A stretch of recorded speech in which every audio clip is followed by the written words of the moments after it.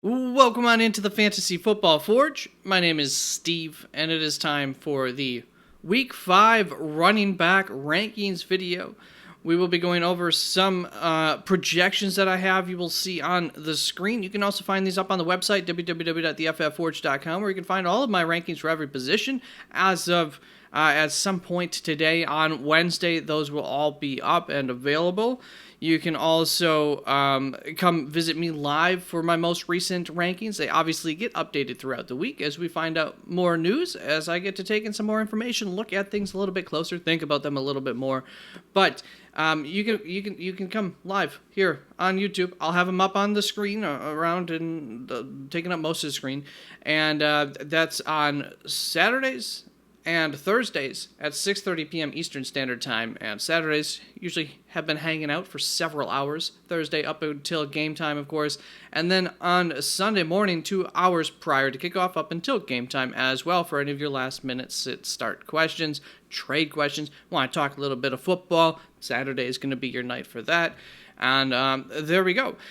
Other than that, I do want to thank my channel members very much. The Roll 07, Jay Berg, Robbie D, and Nicholas Costa. I appreciate you guys very, very much. And you too can become a member for just 99 cents.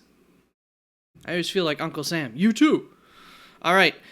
That is it for that stuff. How did I do last week with my starts and my sits, my loves and my fades, as I call them? Well, I think I had a couple of really good calls here. I nailed a couple of things, and not only that, but they came through. Sometimes the analysis is right, but the end result is not. Here, Justice Hill ended up as the running back 11 on the week, so obviously that comes through for a love for Justice Hill, a guy who probably started in like 10% of leagues or less, 5%, I don't know. But 18.6 fantasy points came through real strong with, there was a theory that I had as to why he might have a big game, and he outproduced, any expectations there. David Montgomery, running back 18. I thought that he would be the one in the Detroit Lions backfield with the 2 touchdowns in this game, but the reason that I liked David was that I saw that Seattle was allowing a lot of yards, but not a lot of touchdowns, and Seattle let the floodgates open in Week 4, allowing 3 touchdowns, and there was no reason why that wouldn't be possible, especially with the injuries along that front 7. That helped, and that's something to keep in mind for next week, depending on how healthy they do not or do not get in that front 7.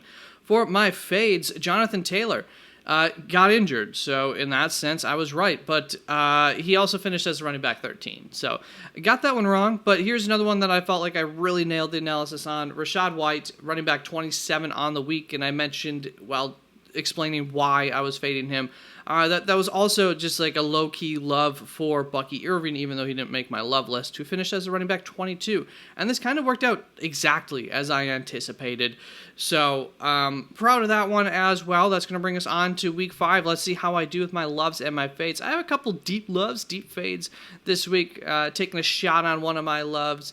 But I think a lot of the running backs kind of self-explanatory. So here's the first tier of running backs, kicking off with Jordan Mason as my RB1 this week, followed by Derrick Henry, Kenneth Walker, Alvin Kamara, Kyren Williams, Bijan Robinson, and Joe Mixon to finish off this tier.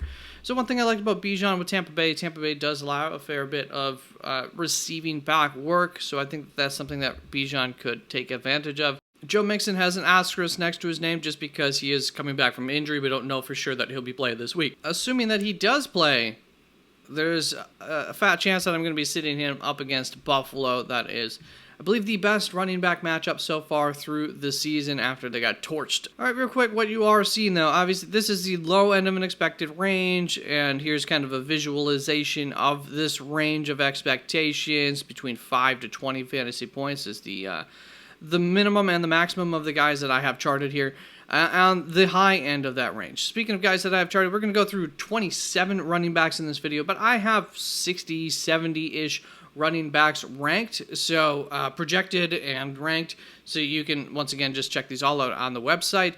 And also, I'm going through these in tiers. There is there's a reason for this, for that I put the tiers out there. If you say, I want to start Bijan Robinson over Jordan Madison for whatever reason. They're in the same tier. Go right after it. You have my blessing. These are mostly where at the end of the week, once I've shuffled things around, usually the guys tend to stick within the tiers. That'll bring us on to my second tier of running back, starting off at running back 8 with Aaron Jones. I have a little note here for going up against the Jets. They are the 6th worst matchup via average fantasy points allowed to the position so far in half PPR scoring, but they are allowing over 100 rushing yards per game on average. So this is similar to like what I saw with Seattle last week. They're one of the teams who just hasn't allowed a lot of rushing touchdowns, and that's really put that production down. But it's not like the Jets are on a per down basis the 6th worst matchup. They have been allowing yards, and sometimes things just happen, and teams don't allow a lot of rushing touchdowns. That doesn't mean that they're stout against the run. It just means maybe the other teams haven't had a lot of opportunities. Things just haven't come through right along the goal line. So I'm not as afraid of Aaron Jones as I would be,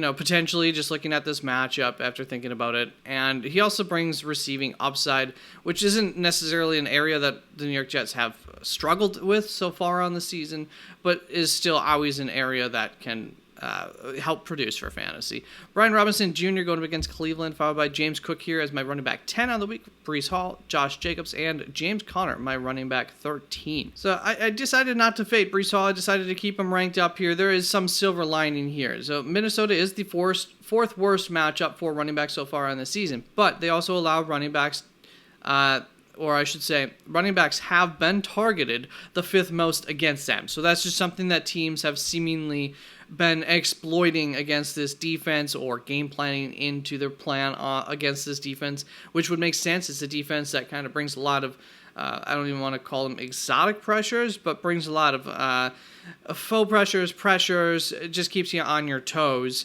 And this is something that could give Breece Hall a few added opportunities. He is a great receiver out of the backfield, and so I'm actually a little bit down on Braylon Allen and higher up on Breece Hall this week in this specific matchup for that reason. That's going to bring us on to this third tier of running backs. My running backs 14 all the way down to running back 20, beginning with Chuba Hubbard, followed by Devon Achane, Najee Harris, Travis Etienne Jr., Trey Sermon, ranking him currently as if Jonathan Taylor is out, Jerome Ford, and DeAndre Swift. So as you can see, Chuba Hubbard at the top of this list, my running back 14.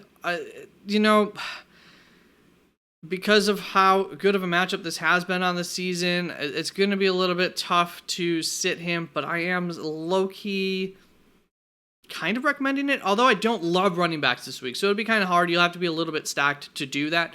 But Chicago, the defense that Carolina is going up against, although they've struggled against the run this year, I do not believe that they're actually poor against the run. I believed that their offense has put them in tough situations. A quick turnover right after they just got done with a long drive and put them in short, field yardage, get the ball on the 7-yard line. Those types of things have happened to this defense at a higher rate than most defenses, which has allowed or led to this Chicago defense allowing rushing touchdowns at the 2nd highest rate per rushing play in the entire NFL. I think that Chicago will be able to avoid turning the ball over against Carolina, this Chicago offense, of course, which will allow this defense to settle in and do what I think that they're supposed to be doing, resulting in an inefficient day for Chuba Hubbard. In an inefficient day. There we go. That was a little hard to get out with enunciating it exactly as it should be. Outside of that, Devon Achane obviously been struggling this year. You can see that in the projection there on the ceiling. One of the lower ceilings of the higher ranked players going against New England. It hasn't exactly been like the toughest defense against the run in New England. So I'm not overly concerned about that. But as you can see with the player heating gauge, which is just a gauge of our outside factors leading us to believe that this game will work in favor of these running backs having a good day or a bad day. Red, if you couldn't tell already, is good. Blue is bad in these circumstances. So Devon Achane in the blue, a little bit nerve-wracking there. And he's a guy who I might drop down the rankings here just a little bit. Najee Harris, however, is my second my first love of the week here, going up against the Dallas Cowboys. And I'm just going to say, you cannot sit Najee this week. Dallas has allowed the third most points to the running back position in half PPR scoring. Dallas is without two of their most established players in their front seven, and their depth is not the best along the front seven either. I would imagine that Pittsburgh is going to implement a run-heavy play action RPO offense, which is exactly what Arthur Smith wants to do and does do. And so I think that this, that's the game plan for any team against Dallas right now. If you have enough of the weapons to pull off some of those types of offensive schemes. But anyways, Najee could thrive this week because that's just kind of, like I said, the game plan to beat Dallas for Pittsburgh is what Pittsburgh does anyways.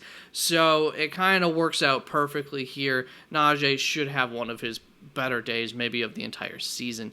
Outside of that, Travis Etienne really been struggling going up against Indianapolis. It's a solid matchup, not a great matchup. But as you can see, opposed to Devon Achane, who's been struggling too, a little bit better.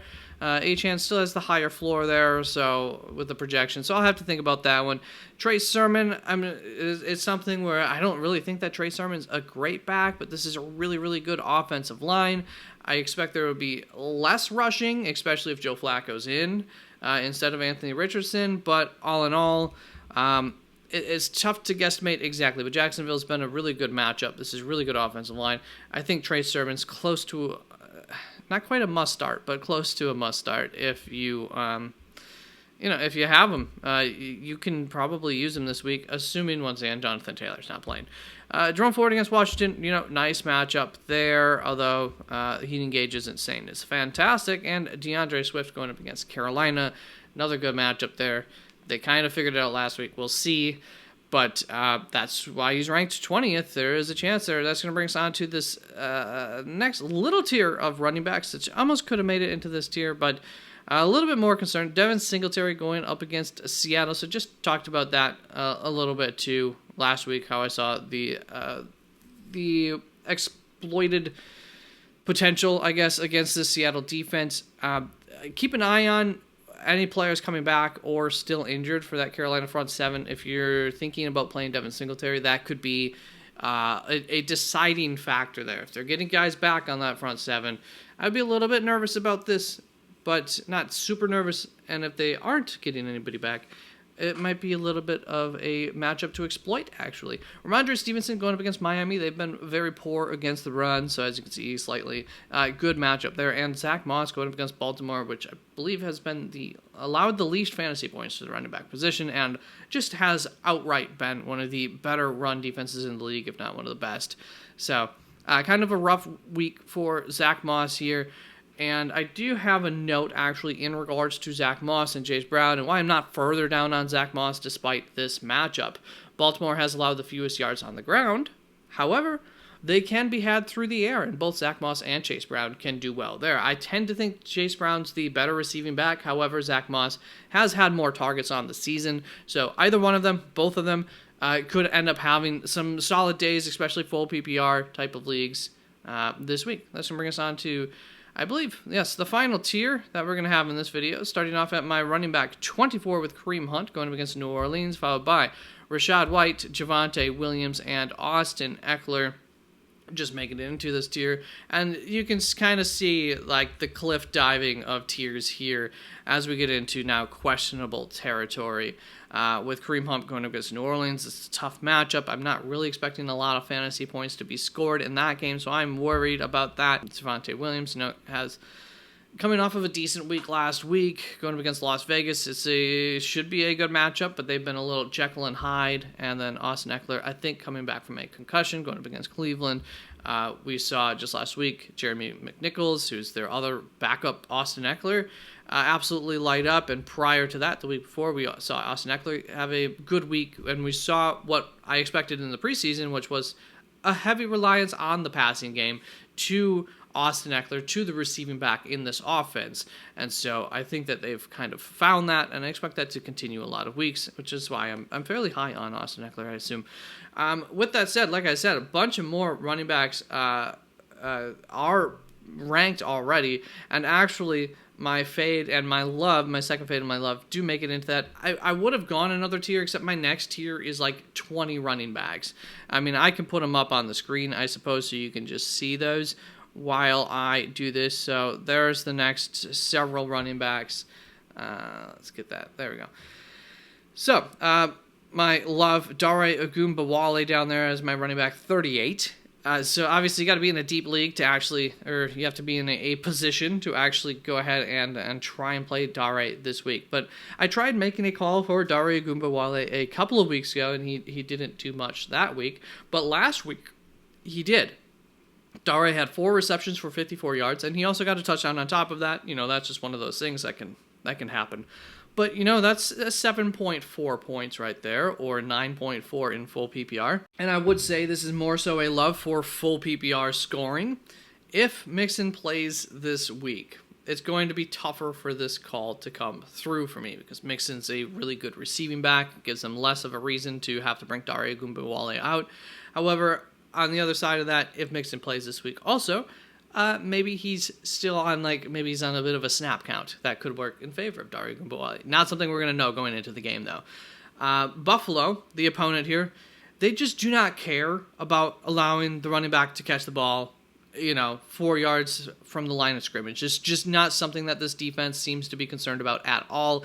They allow teams to do it at a neck-breaking pace. They're allowing the most receptions to the running back position, averaging 7 a game. That's receptions, 8 targets a game to the running backs. And that's the most by an entire half of a catch, and 2 catches more than the team that allows the 6th most receptions to the running back position. So you can see, I mean, it's a pretty steep drop down all the way just to 6th. About 25% drop there through, what is that, a 1/6 of the league, 25% drop. So, yeah, it's a drastic drop, and that's the weakness to exploit. And Dare Ogunbowale is really good at that. That's going to bring us on to my other fade here, running back 28, just missing my tiers, going up against Atlanta. Atlanta has allowed the 7th least fantasy points to the running back position. I think that Bucky will be efficient, but Rashad might get a little higher usage this week, as Atlanta has allowed the 6th most receptions to running backs in the NFL. So that's why I'm back with Rashad over Bucky Irving this week in the rankings. So for me, for Bucky Irving, it's not necessarily the floor that scares me. I'm not, I'm not afraid of him completely busting, so to speak, but it's the ceiling for Bucky. I'm just, be careful with who you start ahead of him. Don't get overly excited off of last week's production. I don't know, what the narrative is this week about this backfield, but that was something I was anticipating with Bucky Irving have a better week than Rachaad White, and in this matchup, it's just the opposite. So, be careful is all that I'm saying there. And there you go. You can kind of see the rest of the rankings. That's it for the week 5 running back rankings. I'll have the quarterbacks and the tight end rankings up on a video up tomorrow morning. And of course, don't forget, live Thursday, Saturday, 6:30 p.m. Eastern Standard Time, on Sunday morning, 2 hours prior to kickoff. That is it. Peace out. I'll see you soon.